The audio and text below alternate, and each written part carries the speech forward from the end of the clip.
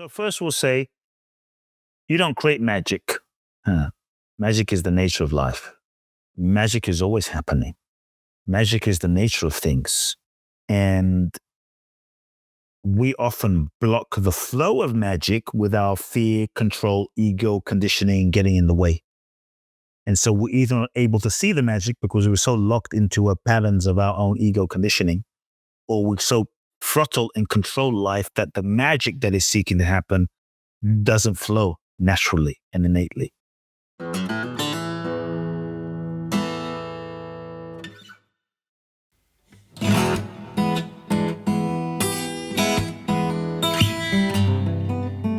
And we are live. Another episode of Being Human. I'm delighted to say we're here with Kute Blackson.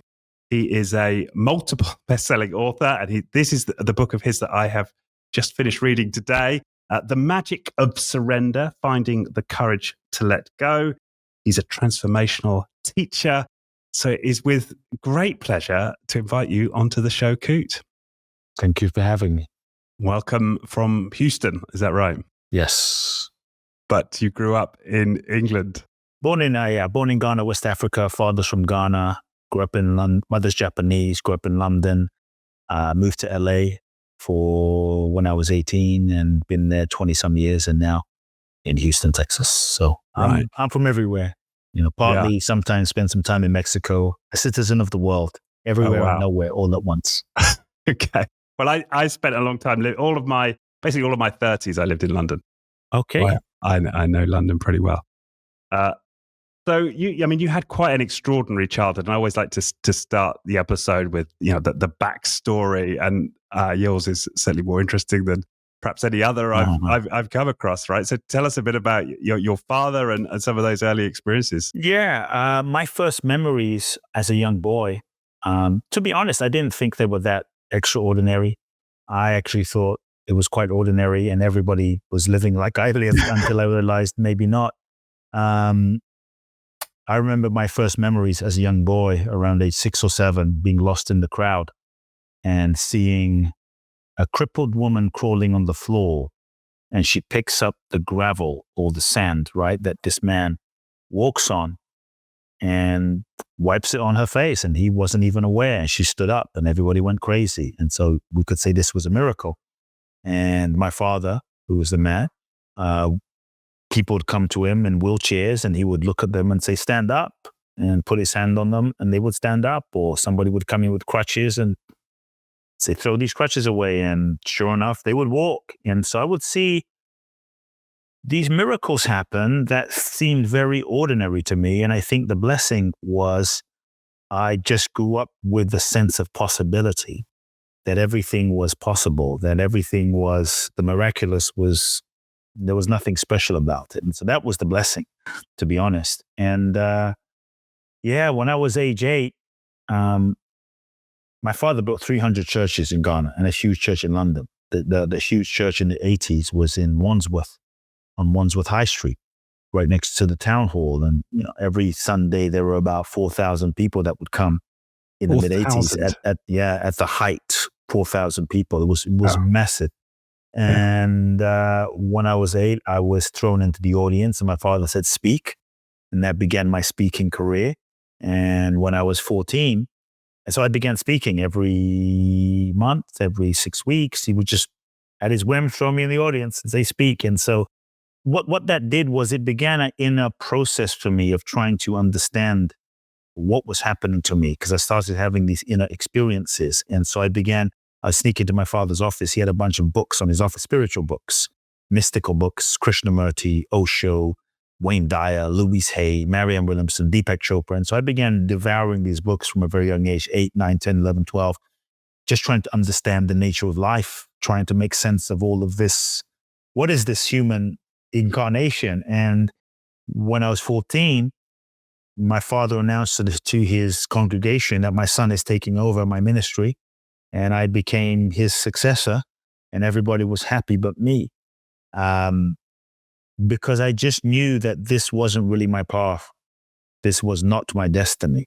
I just felt like a different destiny, but I didn't know what it was, and I didn't know how to tell my father. So for 4 years, I went along with this, got ordained, went through this whole ceremony and ritual and started helping and serving and preaching and speaking and healing people in a certain sense. And when I was 17, I mean, you know, the English school system, I finished my A-levels, about to finish my A-levels. And I was the only kid in my school that went to prestigious school. And I was the only kid that chose not to go to university.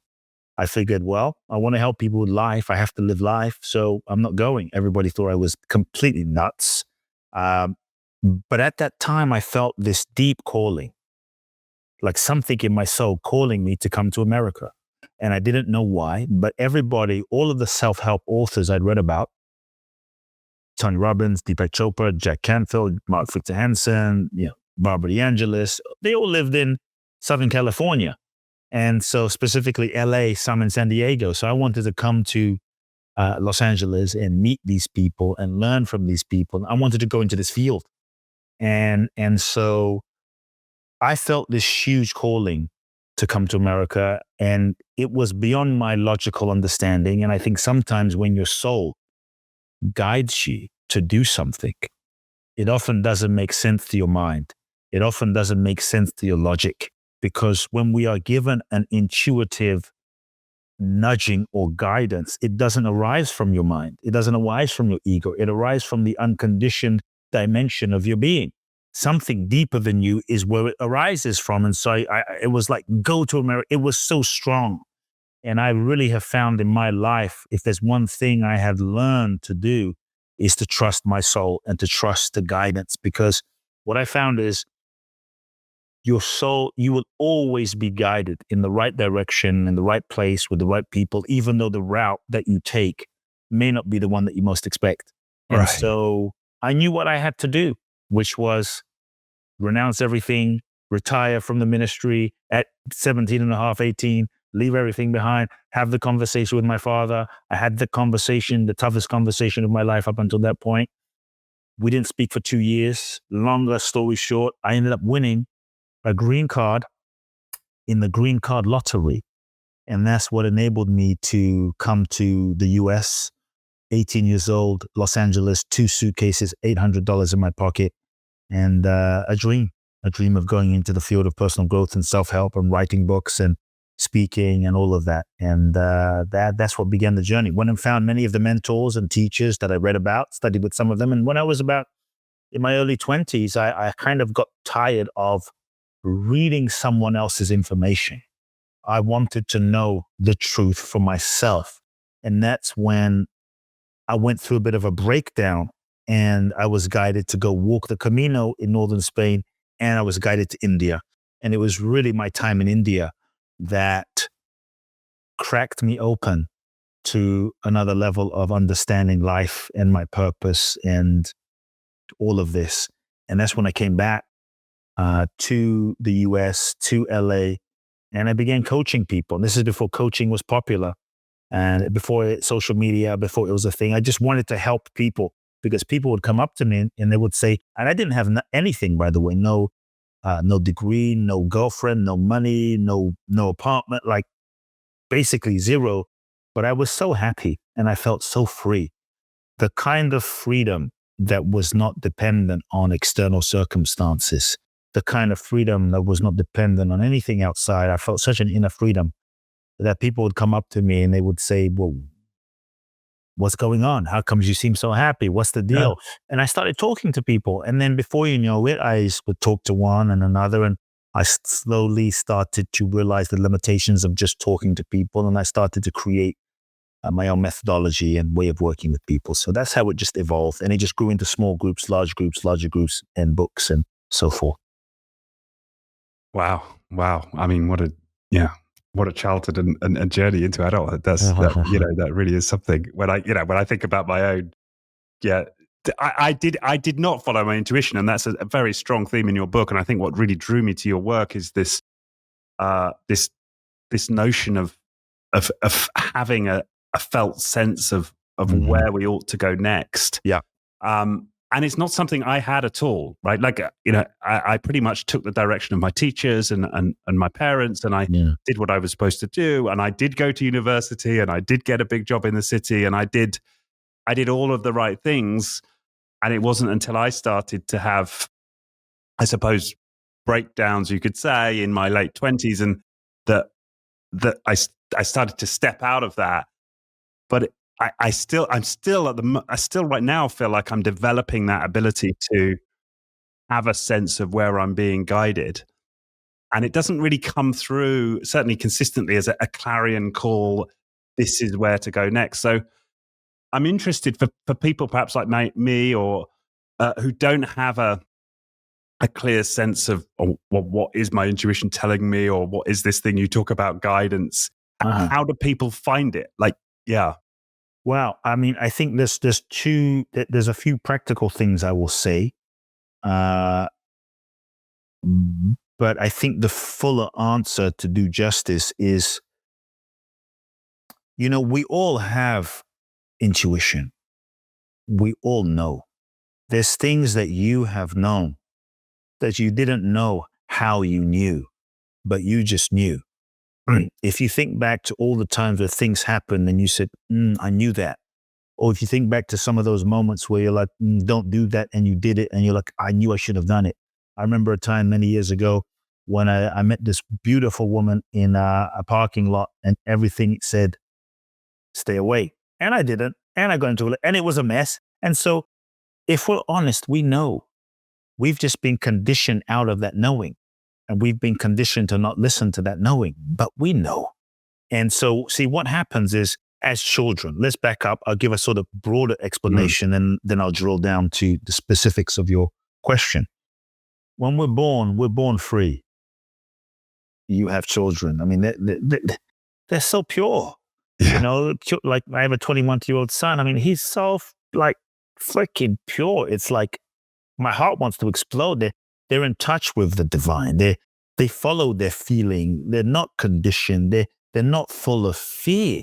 I mean, he'll jump off the table. He doesn't know. He's not full of fear. And so there's free flowing energy inside of us that's just moving. And my son will dance. He doesn't care. He doesn't move like Bruno Mars or sing like Bruno Mars. He's just being. He's just pure beingness. And so what happens when we start to lose touch with that connection, that follow the feeling, the feel? What starts happening is, with these pure beings of light, we incarnate, we meet our parents. God bless them. Our parents, they're just doing the best that they knew how to do based on their parents and their parents and their parents. It's generational patterns. And so many of us were born into a preset pattern of conditioning, dysfunction, trauma. Maybe dad is crazy. Maybe mom is an alcoholic. Maybe they're fighting all the time. Maybe one divorced. Maybe there was physical abuse. Maybe they were good people, but they just didn't know how to meet our emotional needs. And that was painful. And so a couple of things happen where we start losing touch with this inner connection, this inner essence, this deep knowing. The first thing is, we learn all sorts of strategies to shut down, disconnect, and not feel, because it's too painful to feel that, wow, mom and dad are fighting all the time and there's so much stress in the house.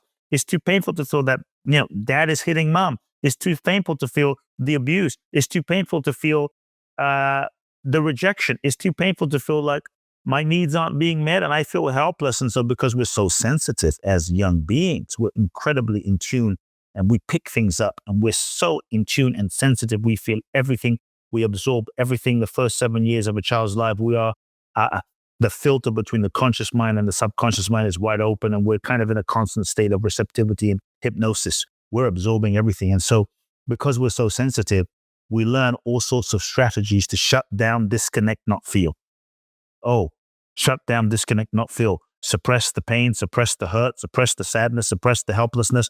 And before you know it, layers and layers and layers and layers and layers and layers and layers of unprocessed, unacknowledged feelings kind of build up, covering up the light within us, covering up our true essence. And so now we've lost touch with our true nature, that deep, clear connection to the divine, to source, right? We've lost touch with that. So it's hidden underneath layers of anger, fear, hurt, shame, sadness, guilt, pain, resentment is just buried there. And so now our heart closes too, just to deal with life. It's a survival defense mechanism. And then we learn all sorts of strategies to get love, validation, and approval. Oh, who do I need to be to have mom and dad love me? Oh, I'll get all A's. Oh, I'll be a good boy. I'll be a good girl. I'll be the perfect son. I'll be, the responsible one. I'll take care of everyone. Oh, daddy love me. Mommy love me. Oh, wow. And so we start developing a role, a mask, and a persona of who we think we need to be in order to get love and validation and approval. And we hold so tightly to that becomes our default setting. That becomes our persona, our identity. And we hold so tightly to that we think that this version of ourselves that we've become is who we really are. But it's not who we really are. It's just who we've been conditioned to be based on survival. And so again, now we've learned to disconnect from who we really are. Oh, I can't feel my feelings because every time I feel my feelings, dad gets mad. Every time I cry, mom screams at me. I'm told I shouldn't be sensitive. I shouldn't feel. I shouldn't be emotional. I shouldn't be a baby. I shouldn't be a girl. I shouldn't be. And so now we learn to get love and validation by betraying parts of ourselves.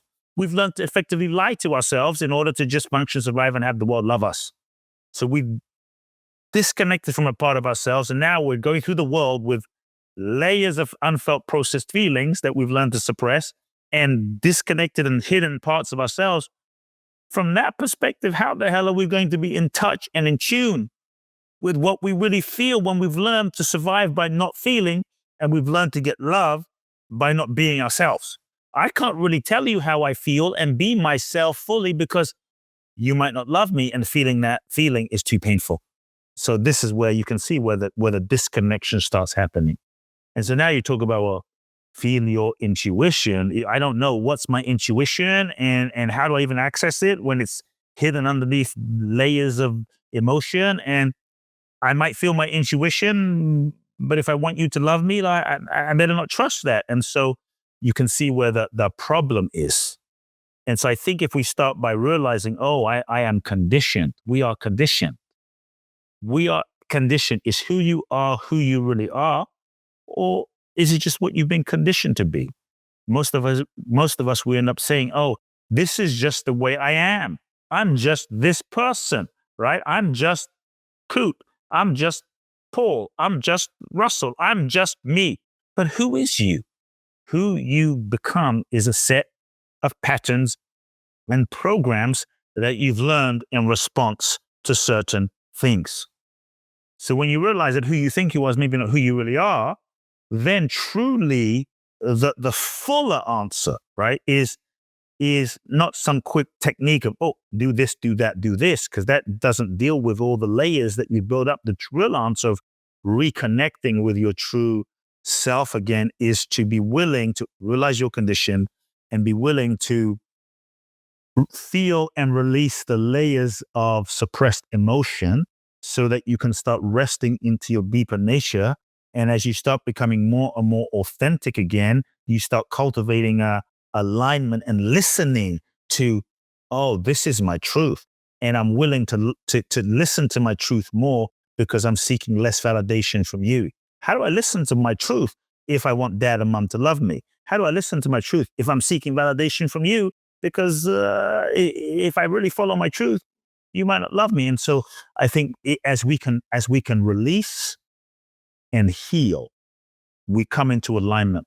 The more we come into alignment, the less baggage there is, the more we can discern and feel what's actually underneath and there, and the more we have the courage to follow what we know. So that's sort of the sort of bigger context. Now, with that said, I would say then it's important that we create spaces and stillness in our lives. Because sometimes on an everyday level, we're so busy that we don't have time to sit still and be and listen. And sometimes we're afraid to sit still because we're afraid of what we might hear. So we're constantly distracting ourselves with work and then shopping and a vacation and the kids and this and that. Because if I distract myself, I don't actually have to get in touch with the deeper level of what's underneath all of the layers. And so I would say create spaces and time in your life and day to just sit and listen and hear. And then when you listen and hear, here's the thing. Sometimes your intuition, as you said, is not always this big clarion call that you hear, like God is saying, hey, turn left, right. Now, it's not. Now, it can be like that where you hear a voice that says, go to Tahiti. Okay, well, you better listen to it if it's that loud. So that's number one. Now, it can come through in a loud, so we say a big, strong feeling, right? That's one way your intuition can emerge, but it can also come through a very subtle sense. And that subtle sense might feel like a kind of nudging that you almost won't pay attention to, but the nudging to go online and check that website, the nudging to go to the store, the nudging to go visit that location, the nudging to call up your friend Tom, right? And just, Tom pops into your mind. It's like, I wonder how Tom is doing. And then you ignore it. But it's kind of nudging. It says, give him a call. It's just a sense that's so fleeting that you could almost miss it.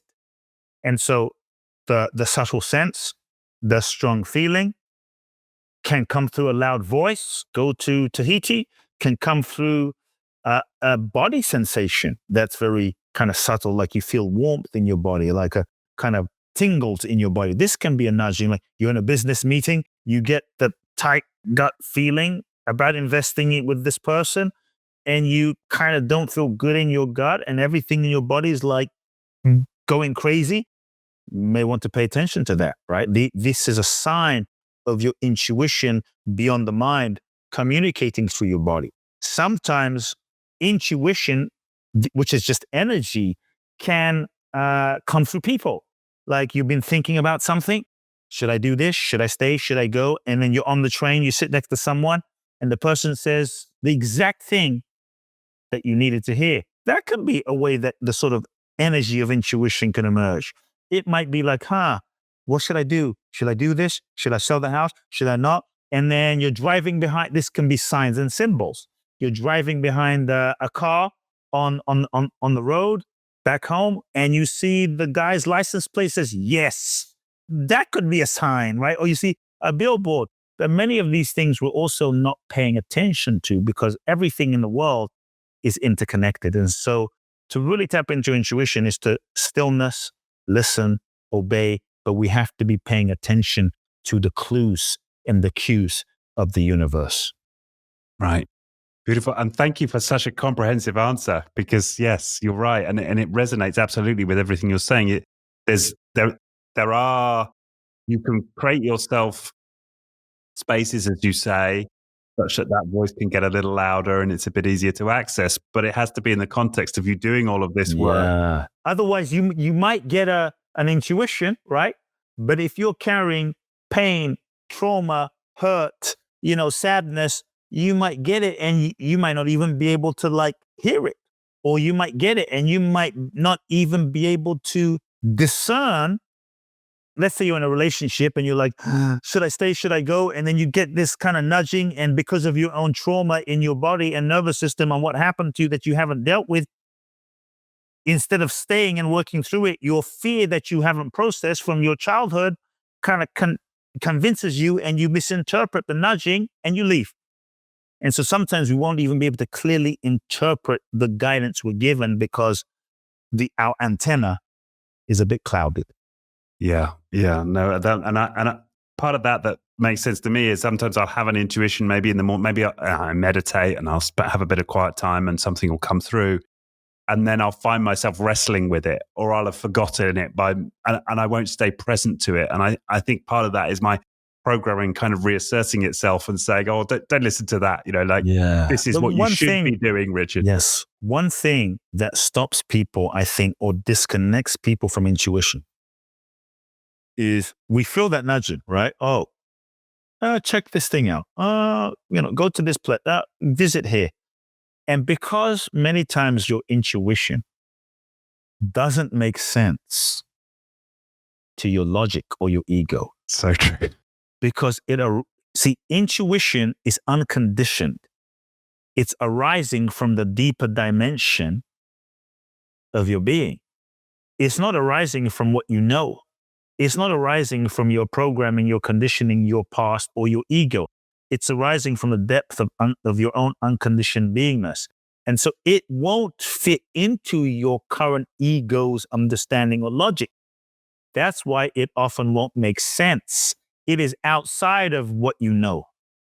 And you don't always know how you know. I don't know. Something's telling me it wasn't like you sat there and you analyzed the chart. And because it's outside of the known, the ego kicks in and gets freaked out and says, whoa, I need to analyze this, understand this, make sense of it before I take action. Because the job of the ego, which is who you think yourself to be, is to keep you safe, to make sure that you don't experience what you experienced before. And the job of the ego is to reinforce its existence. So the intuition is often beyond your comfort zone, outside of your identity, which requires that you go beyond and further than you currently are right now. So if you can understand that, your ego was the quote, your ego is not your amigo. People say, your ego is not always your friend. It's not bad, right? It's not bad, but we have to learn how to relate and manage it. So when the intuition arises, what I learned to do is feel, your intuition often doesn't have charge to it. So yes, it just kind of, it doesn't have some attachment, right? Like craving. It's just like, that I didn't really think that, but something is nudging me here. What I learned to do is to not question it, and just follow the guidance without it needing to make sense. If you're able to not question, turn left. Why? You don't need to know. Turn right. I don't need to, just turn right and see and just take a step.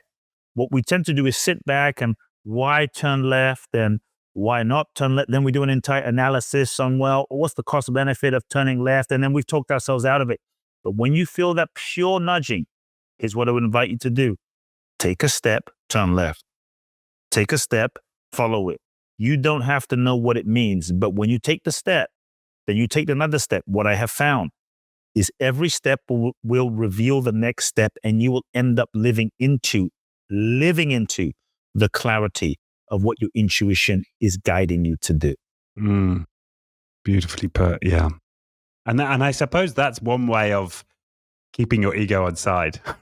Yeah, you're not creating. Ego, hey, we're not going to do the whole kahuna here. We're just going to take. But here's the thing: if God or the universe, think about this, everyone, told you the entire plan for your business or your project. Okay, I'd invite everyone to think back to something maybe you've built, a project, a business, maybe even a relationship. If God told you the entire pathway is that you're going to have to go through these 27 things, how many of us would have even gone down that path? If God told me everything I was going to have to go through when I moved to LA at 18 with 2 suitcases and $800, I would not have gotten on that plane. It was way too hard. And that's why I think sometimes the universe doesn't give us the entire, outcome and program. It's on a need to know basis. And so I think we have to learn, if you want to be free, you must learn to dance and become comfortable in the unknown. When you can become comfortable in the unknown, and the degree of freedom you'll experience is in direct proportion to your ability to embrace the unknown. If you can embrace the unknown, this is when the miraculous happens. This is when you're taking all the limitations off of life and magic can start emerging. Beautiful, yeah.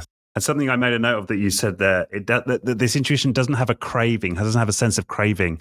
There's not this heaviness, right? It's a light, suggestive voice, right? I think that's one of the ways to discern, isn't it? Whether this is my ego or my intuition is, does it have like a heavy quality? Because sometimes, you might I really want this relationship to work. I really want, but something's like, pay attention. So sometimes you can tell because it doesn't just go for what you want or what you don't want. It's the truth. So to really follow your guidance, you have to want the truth more than you want what you want. You have to want the truth more than you want what you think you want. Then you'll be free. Because if I really want, like, God, give me a sign, but I really want, I really want Richard to be the one. Well, maybe Richard's not the one. Maybe Susie's not the one. Maybe Kute's not the one. But if you're more attached, okay, bring me the clarity that is true, then we can let go and be more willing to listen to our intuition as well. Yeah, yeah. The other thing that I joined a dot on there as you were talking was about because I've sort of come out the other side of it now, but I had 10 years in very heavy therapy, doing lots of trauma work. Wow. Incidentally, in Santa Monica, right? And I started as an atheist. Wow. And I came out somebody who's now deeply committed to exploring the spiritual nature of our life and have a belief now in source and so on. And I could never really quite make sense of it, right? Why should me doing all of this emotional work turn me into somebody who's interested in God? But it definitely did.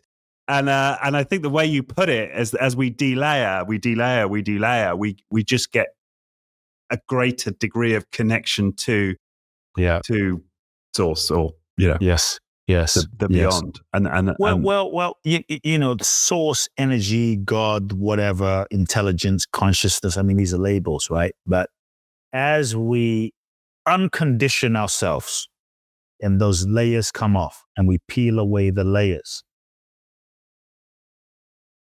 I would say we connect more deeply to what has always been there. So we don't become ourselves. We realize who we've been all along. And in that realization, I think we peel those layers away by doing the mental and emotional and psychological therapeutic work to not become someone, but to remember, but to realize. And as we realize that, wow, I am, we realize who we are. Oh, I am one with all that is. And I think that is the true freedom and power and awakening that starts happening inside of us, in this human incarnation and in this human experience. Like, we are all this infinite nature that incarnates into this human experience. And this human experience is a dimension of three-dimensional duality and density. And this is the realm of limitation here. 3D, you can't just jump off a building and fly unless maybe you develop your skills in a certain way. But most of us, there's limitation here. You can't have 70 donuts every day for 30 years and not be unhealthy and not get fat, right? So there's limitations. And so I think we are infinite beings that incarnates into the realm of finiteness, limitation, not to be limited, but to actually play the game of realizing and remembering our true infinite nature. And I think that's part of the cosmic game of hide and seek that is being played in life. And I think that is the process of sort of peeling away those layers. We can remember who we are again, that we've always been. It's like, oh yeah, I forgot. I had some amnesia. I forgot that I was God. I forgot that I am a part of that. I forgot that I am. So I forgot that we really are one. Oh my God, this whole thing is a one man, woman being, one person show. Consciousness expressing itself as a multiplicity of form. As you, as me, as Trump, as Elon, as Biden, as Kamala, as Putin, as all existence, one consciousness playing itself as the multiplicity of form with all the roles and masks. And we all forgot, as your dad, as your mom, as that person that abused you, it's like, oh, I forgot. But as we uncondition the layers, we start remembering and seeing through the illusions and coming to a deeper level of oneness to realize, oh, we're not separate. I'm not separate from you. and you're not separate from me. Even though it seems that way, it's like, okay, we are one at the deepest level. And I think that's part of the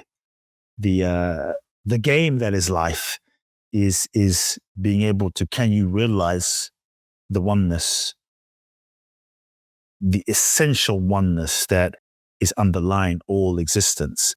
And can you see through the illusion of separation?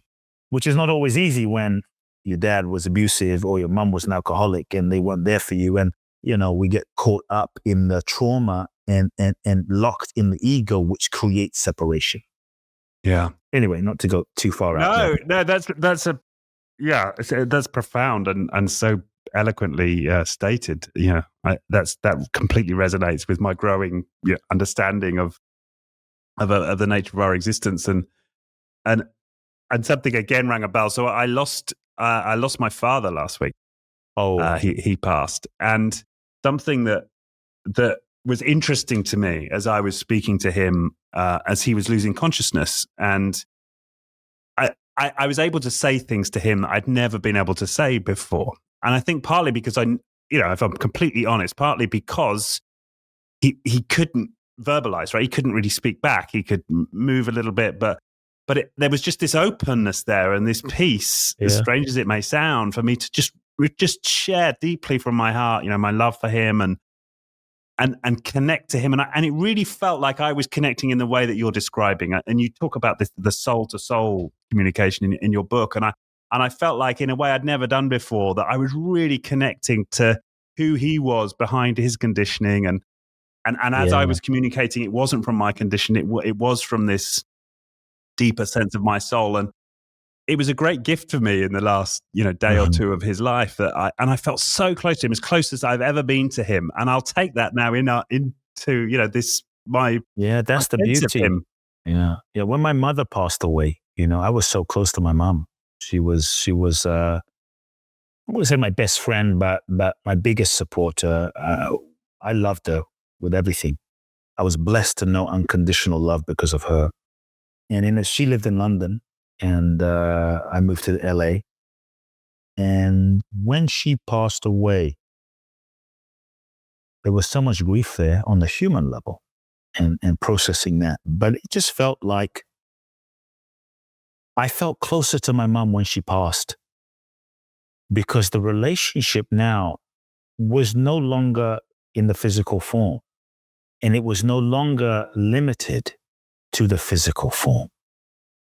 And so I didn't need this physical form to connect with her. It was like she was everywhere. Yeah. And the connection was beyond just physical. So it's like, how do I feel closer to her that she's not even here than when she was here? Because now my focus wasn't localized on a particular body or location in South London. It was just, she was with me. She transcended the physical body. And when my mother died, before she died, I remember being in the hospital and the doctor said, "You're going to die, basically. Get your affairs in order." After that, we went to the car. I sat with my mother and I wept because I realized that she was going. And I looked her in the eyes and I said, "Are you afraid?" And she said to me, "I'm not afraid because I know I'm not the body. This body will go. This body will die. But as a soul, as energy, I'm beyond birth and beyond death." And she had the peace, and so I think, as we come to that, the true essence of who someone is not the physical body. The true essence of who someone is the uncontained energy that runs through us all. That is the same as you. Your father is the same as you and me. And we forget that because it's like, if you have a glass jar container and another glass jar, we've gotten so ingrained and conditioned to believe that we are the container. But truly, if you broke the container, which might be akin to death or, let's say, enlightenment, but let's say the physical death, the glass container is gone, but there's air there and there's air there. And so we are the space. We are the space in the glass, the space outside the glass. The space is what we are, is the unbroken continuum of consciousness that is the pure space that is our nature. And so, we've forgotten, but I think as humans, being human, we have to allow ourselves to, on the human dimension, to feel and to grieve and to acknowledge, so that we can not just do some spiritual bypass, but actually let those layers of emotion and grief and sadness or whatever it is that we're feeling, we can let them go so that there's more spaciousness. Yeah. Yeah. I think that's, well, and that again, that just reiterates, the insight from earlier that, as I did, all of my therapy work was, basically about grief. It was emotional work to get to the tears and cry it out. But you're right, as the more that we grieve, the more we get connected, and the more we remember, and that we're pure loving energy. Yes. And that's certainly what I experienced a lot more of with my father before he passed. I've got a more practical question, Kute. Yes. So the book's called The Magic of Surrender. And something that I wrestle with a bit, I don't know, are you familiar with the Surrender Experiment? I've heard of it. I've not read it though. Yeah, that's a great book. You might enjoy that, by Michael Singer. But he led his life, from on this premise of just simply surrendering, and ended up creating an enormous business and had all this, success and just running on this principle. And I always find this tension between, so we can have this creative life, and we want to create magic in our lives, and we want to surrender. Where do goals come in all of this? Good question. So first we'll say, you don't create magic. Magic is the nature of life. Magic is always happening. Magic is the nature of things. And we often block the flow of magic with our fear, control, ego, conditioning getting in the way. And so we're either not able to see the magic because we're so locked into our patterns of our own ego conditioning, or we're so throttled and control life that the magic that is seeking to happen doesn't flow naturally and innately. And so we're constipating the magic. So when you realize that you don't make the magic or create the magic, it frees you up. It's like, oh, okay, magic is the nature of life. So in terms of goals, the old paradigm is all about, hey, you have to know what you want, right? Know what you want. Write it down. Be motivated. All those motivational books, like be motivated, get clear, get specific, which is cool, has a place. And then you set your goals and you go for it and you don't give up. Cool. This is the ego-based model for creating life. Can you create this way? Yes. But what I have found is that the ego-based model for living life has limitations. You can create a good life, but usually not a great life. A good life, amazing life, but a truly magical, not really. Because everything you're creating from the ego. And the ego is based on the past, based on the known, based on conditioning. And you might set your goals, and you might even achieve what you thought you wanted. And I say thought you wanted. You might achieve what you thought you wanted, only to realize that what you thought you wanted was not what you thought you wanted. It was just what you thought you wanted based on who you thought you were, right? Because let's say dad wasn't around and didn't value you, and you didn't feel enough, and you got bullied in school, and, you were teased, and, being fat, being skinny, being what have you, being ugly. And so now you're like, well, screw this. With all this pain inside, you're like, I'm going to go out and achieve. I'm going to go to London, make so much money. I'm going to screw these bullies, and I'm going to prove to my dad that, God damn it, I am worthy, and I'm going to become so successful. And so now maybe you become a zillionaire, become successful, but then you're left empty-handed thinking, is this all? And it doesn't fulfill you, because what you're seeking truly is not out there. Nothing outside can truly fulfill you if you're not fulfilled inside. So here's the thing, many of our goals, nothing wrong with goals. Many of our goals, though, coming from a reaction, coming from a misperception of who we are. I feel I'm unworthy. I feel I'm not enough. I'm going to go to Hollywood, become famous, and be valuable. Yeah, but you're going to be left empty, maybe doing drugs, being, empty-handed. What if it doesn't work? But let's say you achieved it. This is why many folks, look at Jim Carrey, often talks about this. He achieved everything he thought he wanted. And he even in an interview says, I hope that everyone gets everything they wanted, because it's only then that did they realize, if it was real or not. Did they realize the limitations of it? Did they realize it's futile? And so goals are okay, but I think it has to be rooted on an authentic foundation. Otherwise, the goals that you set will often be reactions. So now, the real question I invite people to ask that hits to your question is not, what do I want? The real question I invite people to ask is, what is it that is seeking to express through me? What is life seeking to manifest through me? What is my soul? What is my authentic essence? What is truly seeking to express through me authentically? And I say, align with that. Be obedient to that, align with that. Then you can set your goals and your marketing and your strategy and your ego and your money and your PR in alignment with your authentic goal. Because that goal is going to be the deeper impulse of what is true. The book, The Magic of Surrender, was not the book I wanted to write. I wanted to write a different kind of book. I was like, well, what book? I heard you talk about the whiteboard and all of your ideas. What book would get me on the bestseller list? What book? And the truth is, none of that was. I could have probably written those books. Maybe it would have done well, but I would not have been so. It would not have felt aligned. I would not have been packed. Something would have felt off. And I think that if you can ask the question, it's an opening, it's a receptivity. What is seeking to express through me? What is seeking to manifest through me? And connect with that.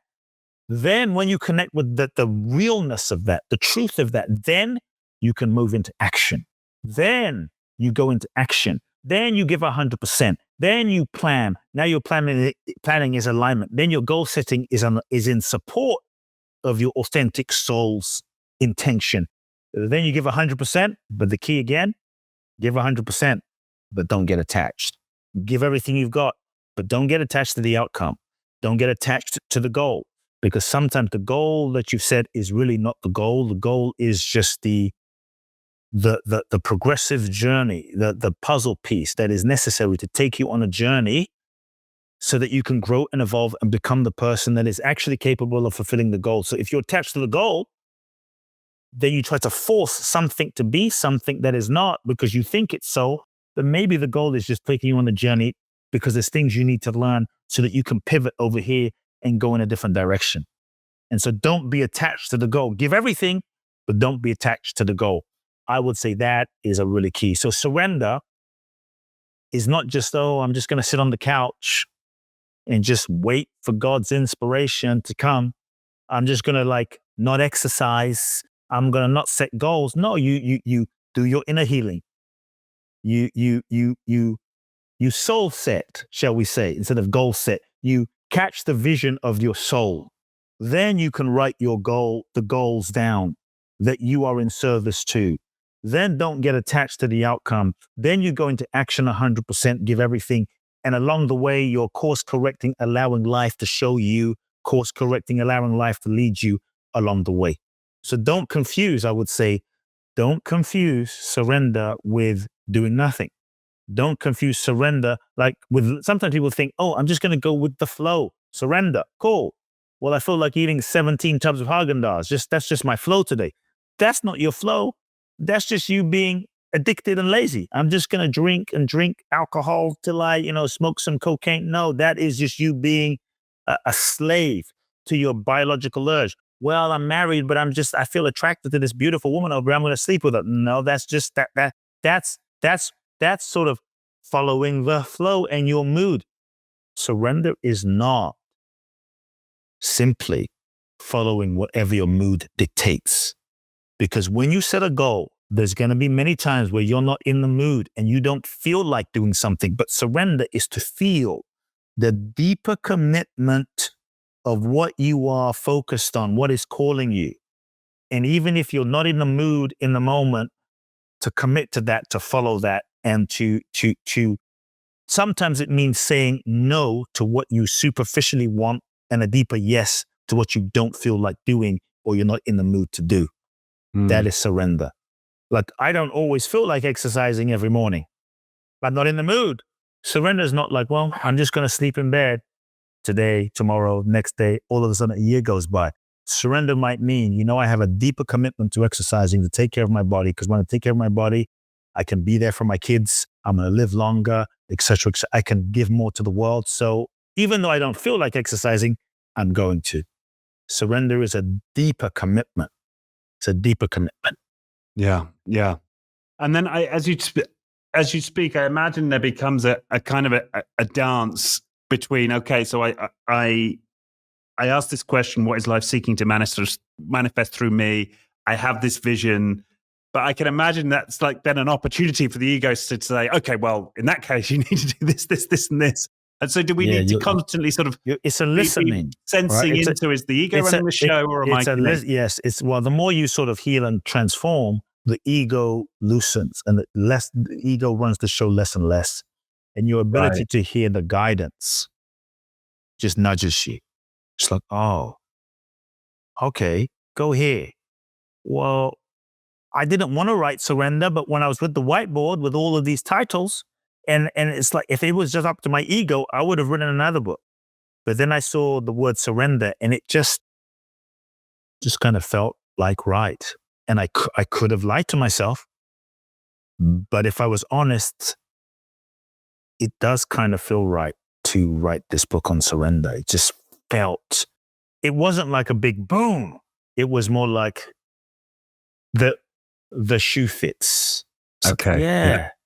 The shoe, like when you go to try out some shoes, and let's say you're size 10, but they give you a 9.5, and you really like the shoe. You think you're in love with the shoe. You're like, I love the shoe. They don't quite have your size. So they give you a 9.5. And it's just like, it's a bit tight.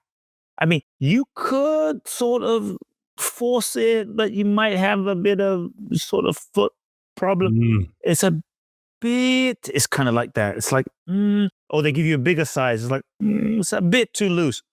It's like that.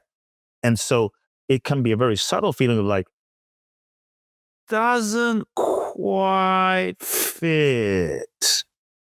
But it's not like a sledgehammer. It's just, maybe I could wear this shoe, yeah, but a year of wearing that shoe is going to give you some foot problems, scar your foot starts, bruising perhaps, and you might only see that after a year of being off course, right? And so surrender is not always this loud thing. It is a subtle thing of just like, yeah, but it's also, I kind of say this sometimes. The deeper I go and the more I mature, the less choice I have,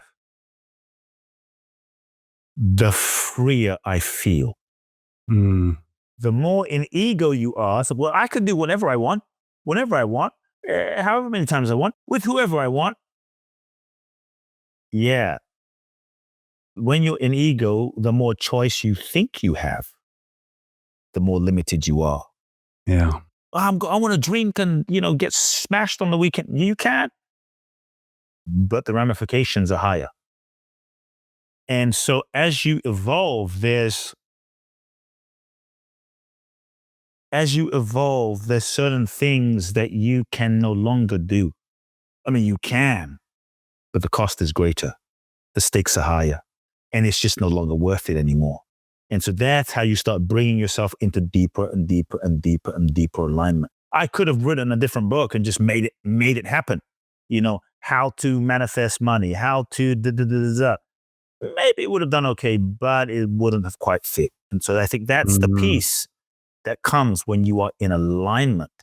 And when you're in alignment, that's when life flows. Right. Yeah. The straight and narrow path. Yeah. Thy will be done. When thy will and my will start becoming one. Yeah. Yeah. That's when the miracles happen. Yes. Yes. Fantastic. Okay, I know. Well, we're 1 minute over the time you said you'd give me, Kute. So Thank you. It's been absolutely, wonderful. Everything I expected. And I feel completely energized by the conversation, inspired, and it's helped get me clarity in a couple of different areas. So, and I hope it's done the same for the listeners. Awesome. Yeah, you've got a great message. You really have, and I love the book. So I should say to anybody listening, this is an awesome book. And we didn't even get into all the stories. I mean, there's just some fantastic stories. Yeah, you're going back to Bali, having flown to Thailand, and then meet the guy you'd always wanted. Anyway, for another podcast, perhaps, because we're out of time. But yeah, thank you, Kute. Thank you. This has been wonderful. So for people who want the book, we'll put a link to The Magic of Surrender. Where else would you send people who resonate with what you're saying? Couple of things. Yeah, if you feel called, the last 15 years I've traveled extensively around the world doing events and seminars and retreats in Bali, India, all around the world, in Los Angeles. So I do a lot of transformational events. I would direct you to go to my website. We're updating a lot. I'm creating a lot of new experiences. I'd love to meet you live in person in the upcoming months. You can go to Kute Blackson, Kute, KuteBlackson.com. Check out the calendar, check out the schedule. You can enter your name and your email to receive a free 3-part video training series as well, to receive updates. So that's one way. Obviously, get the book. We're launching a new online course. It's going to be free to the world. I wanted to share some gifts with the world. It's 8 videos, an 8-video online course. It's quite intensive. It's called The 8 Levels of Gratitude, all about how gratitude can shift you into a whole new vibration. And so depending on when you're listening to this, you can go to www.8levelsofgratitude.com, 8levelsofgratitude.com. Enter your name and your email, check out the book, enjoy the book. Check out the course. You get 8 videos, enjoy it. We'll be able to connect that way as well. My podcast, Soul Talk, and Instagram. Say hi, Kute Blackson. Great. Thank you so much. You're providing so much. I guess this is being in the flow, right? Exactly. Allows for all this productivity. All right. Thanks once again. Kute, it's been amazing. Thank you. Bless you.